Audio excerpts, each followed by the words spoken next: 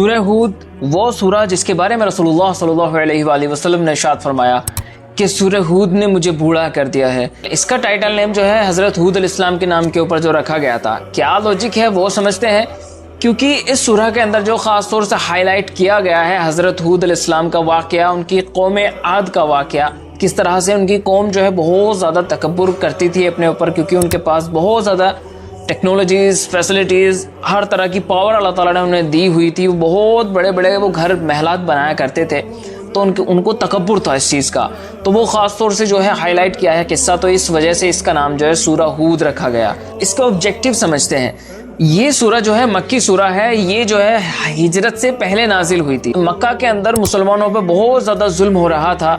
نبی علیہ السلام اور ان کے صحابہ پر جو مسلمان تھے، ان دنوں میں یہ جو ہے سورت جو ہے نازل ہوئی۔ اللہ تعالیٰ نے جو ہے اس سورہ کے اندر جو ہے کتنے نبیوں کی زندگی کے بارے میں ایکسپلین کیا، کس طرح سے انہوں نے اپنی زندگی میں صبر کیا جب لوگوں نے ان کا انکار کیا۔ اس میں سب سے پہلا واقعہ جو ہے حضرت نوح علیہ السلام کا بیان کیا، جس میں حضرت نوح کو کشتی کا حکم دے دیا تھا اللہ تعالیٰ نے کہ اب یہ نہیں مان رہے تو کشتی بناؤ،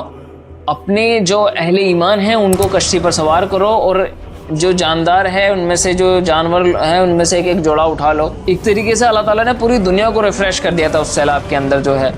اور پھر حضرت ہود علیہ السلام کا واقعہ بیان کیا تھا، جب اللہ تعالیٰ نے حضرت ہود علیہ السلام کو ان کی قوم کی طرف بھیجا، قوم عاد کی طرف، تو قوم عاد نے ان کو جو ڈینائی کر دیا۔ پھر بھی حضرت ہود علیہ السلام نے ان سے کہا اگر آپ ایمان قبول کر لیں گے تو اللہ تعالیٰ موسلا دھار بارش آپ کی طرف بھیج دیں گے، کیونکہ وہاں سوکھا پڑ چکا تھا ان کی قوم کے اوپر۔ اور ایمان قبول کرنے کے بعد اللہ تعالیٰ آپ کی طاقت میں جو ہے بہت زیادہ اضافہ کر دیں گے۔ تو پھر بھی اس نے جو ہے انکار کیا کہ آپ کے پاس کوئی دلیل نہیں ہے، تو پھر اللہ تعالیٰ نے جو ہے انہیں عذاب دیا، اور اس عذاب کا ذکر جو ہے سورہ حاقہ میں ہمیں ملتا ہے۔ ان کے اوپر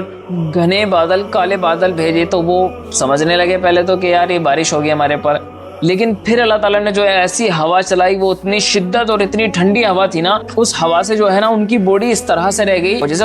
کھجور کا تنا ہوتا ہے نا سوکھا ہوا، ایسی ان کی باڈی شیپ رہ گئی تھی۔ 7 راتیں اور 8 دن تک وہ ہوا چلائی تھی، اور پوری قوم کو انہوں نے غرق کر دیا تھا۔ حضرت صالح کا واقعہ ملتا ہے کہ صالح علیہ السلام جو ہے قوم سمود کے پاس گئے تھے، اور انہوں نے جو میریکل کے طور پہ جو ہے پہاڑ میں سے اونٹنی کو نکالا تھا۔ حضرت ابراہیم کا واقعہ بھی ملتا ہے، اور پھر حضرت لوط علیہ السلام کا بھی واقعہ ملتا ہے کہ کس طریقے سے ان کی قوم بہت زیادہ فحش اور بہت زیادہ بے حیائی کے کام کرتے تھے، انہیں ایکسپلین نہیں کیا جا سکتا، تو پھر جو ہے ان پر جو ہے عذاب آ گیا تھا۔ اور حضرت شعیب علیہ السلام کا واقعہ ملتا ہے، جب وہ اپنی قوم کے پاس گئے تھے، ان کی قوم کیا کرتی تھی، ماپ تول میں کمی کیا کرتی تھی لوگوں کو سامان دینے میں یا کسی طریقے سے، تو ان پر جو عذاب آ گیا تھا۔ پھر موسیٰ علیہ السلام کا واقعہ ملتا ہے کہ اللہ تعالیٰ نے کس طریقے سے فرعون سے انہیں نجات دی، اور فرعون کو جو ہے عذاب میں غرق کر دیا۔